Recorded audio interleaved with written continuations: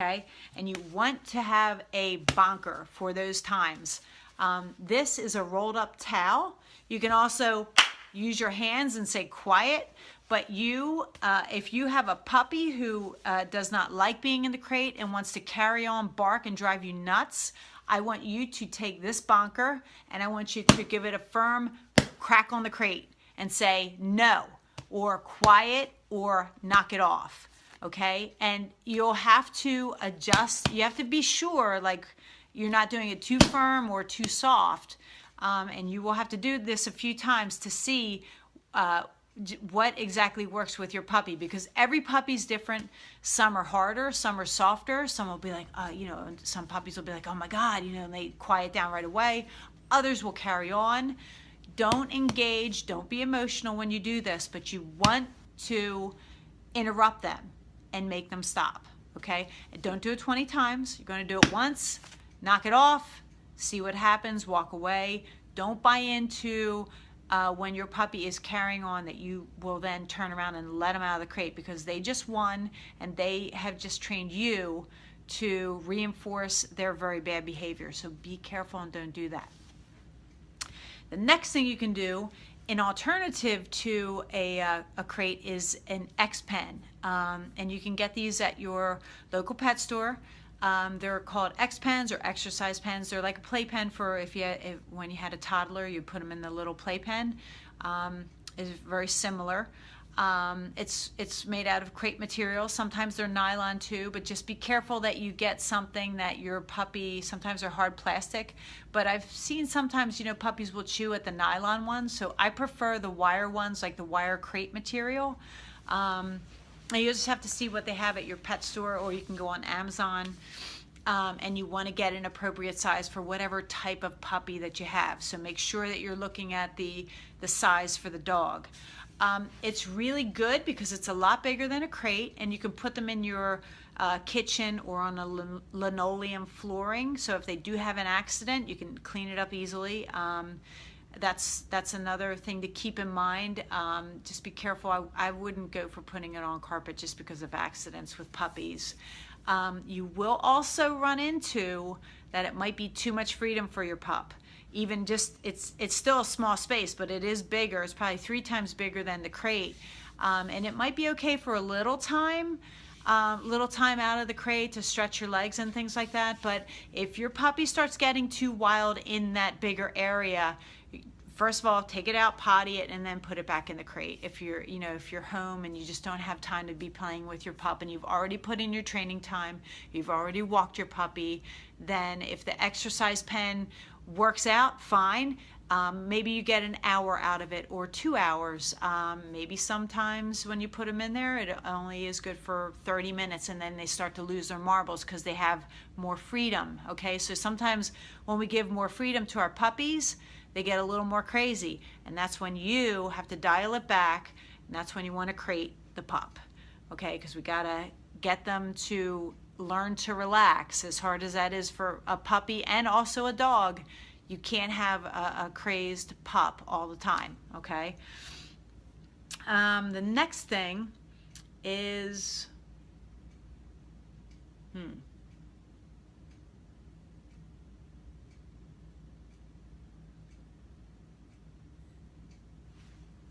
the next thing is dog parks.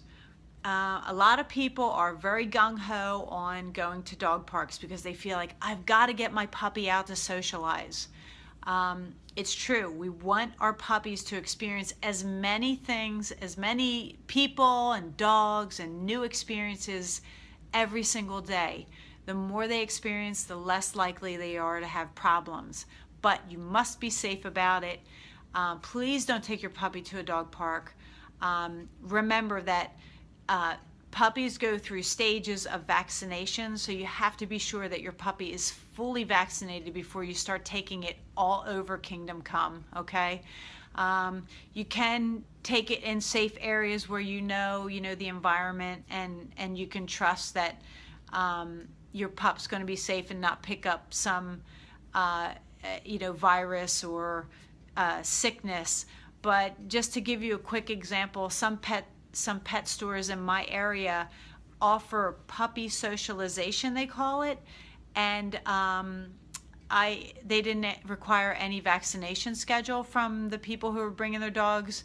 You had no idea where the pups had been, where they were they in a daycare. You know, one dog that came was 5 years old. He was a small dog, and these were smaller toy-sized puppies that were coming to this puppy social. And the one puppy was 10 weeks old and hadn't had all its vaccinations. So be very, very careful.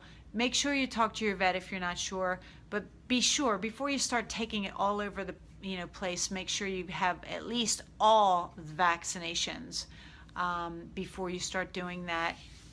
And just know that dog parks are not a good place to go because they carry a lot of sickness and disease. You don't know what other people's dogs are doing before they get there. Are they in daycares? Have they been around other sick dogs? Did they just get sick themselves? Are they there, and they're carrying in that sickness and could possibly make your dog sick.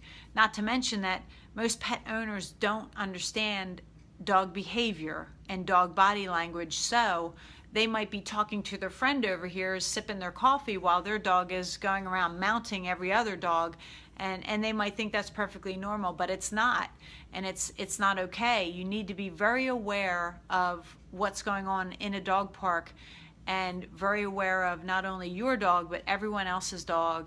And then when you try and tell someone about their dog, they may not take it too well.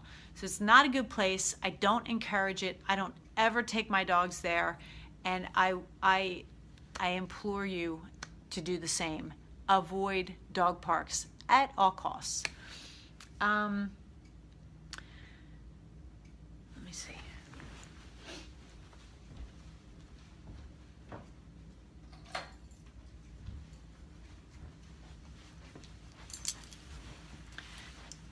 And the next thing, please get a name tag for your dog. I can't tell you how many puppies walk around with no collar and no tag. So if they get lost, even if they have a chip, if they get lost, there's no phone number for someone to call. And who knows if that person is going to take them somewhere where they could get the chip scanned. Maybe your dog's not even chipped, so you have no collar, no chip. How likely is it that you're going to get your dog back?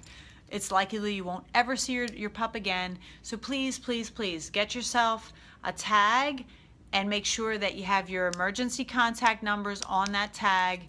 You can put the dog's name on it. You don't have to. You can put your vet information on there, so the person can, if they can't get you, they can call your vet and say, hey, I've got this puppy, and then you'll likely get your dog back. But no tag, you're probably not going to get your dog back. So get a tag.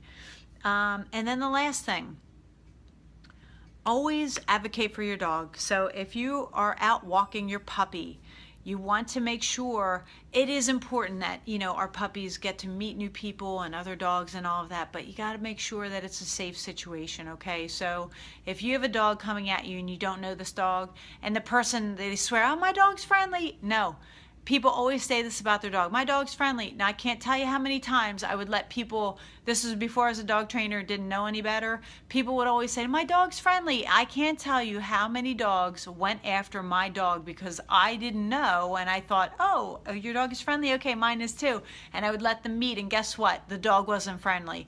So don't put yourself or your dog in that situation. You get between that dog and your dog and you say, no, I'm sorry, he's in training.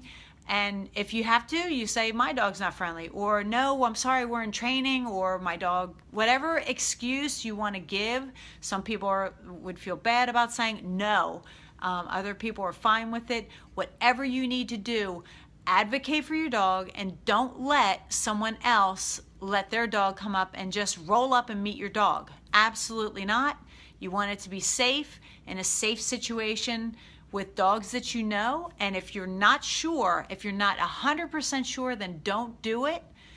There are other ways to socialize your dog. It does not have to be with other dogs right up and close. It can be, dogs on the other side of a fence. That's fine. It might be, maybe there's another puppy in the area. That's fine. I'm going to cut all this crap out of this video. So those are some of the most important things. Certainly not everything that you need to know about your puppy, but I hope that these tips help you. And if you have